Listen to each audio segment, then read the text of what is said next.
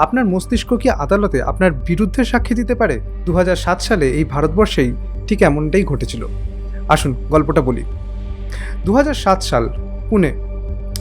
Arsenic মেশানো প্রসাদ খেয়ে মারা যান উদিত ভারতী নামের এক তরুণ।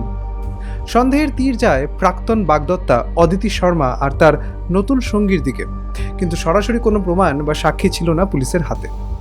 তখন তদন্তকারীরা এক যুগান্তকারী কিন্তু বিতর্কিত পদ্ধতির সাহায্য নেন, যার নাম brain electrical oscillation signature profiling.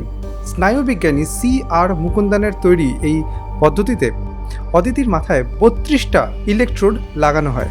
এরপর তাকে ফার্স্ট পার্সনে ঘটনার বিবরণ শোনানো হতে থাকে, যেমন আমি আর্সেনিক কিনেছি, আমি উদিতকে প্রসাদ দিয়েছি ইত্যাদি। বিজ্ঞানীদের মতে মানুষের মস্তিষ্ক কোনো ঘটনার সরাসরি অভিজ্ঞতা লাভ করলে বা এক্সপেরিয়েন্সিয়াল নলেজ থাকলে সেই স্মৃতি শোনার সঙ্গে সঙ্গে মস্তিষ্কে এক বিশেষ বৈদ্যুতিক সংকেত বা ইভেন্ট রিলেটেড পোটেনশিয়াল তৈরি হয়। এটা নিছক কোনো গল্প শোনার চেয়ে সম্পূর্ণ আলাদা। রিপোর্টে দেখা যায় অদিতির মস্তিষ্ক ঠিক এই ধরনেরই সিগন্যাল দিচ্ছে, অর্থাৎ ঘটনাগুলো সে নিজেই ঘটিয়েছে। এই ফরেন্সিক রিপোর্টের উপর ভিত্তি করেই 2008 সালে আদালত অদিতিকে যাবজ্জীবন কারাদণ্ড দেয়।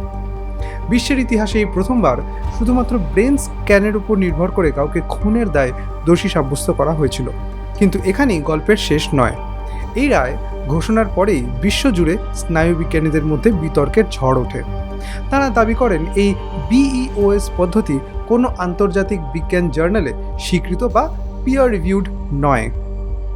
প্রবল বিতর্কের জেরে কয়েক মাস পরেই বম্বে হাইকোর্ট এই বৈজ্ঞানিক প্রমাণকে অপর্যাপ্ত ঘোষণা করে অদিতি ও তার সঙ্গীকে জামিন দেয়।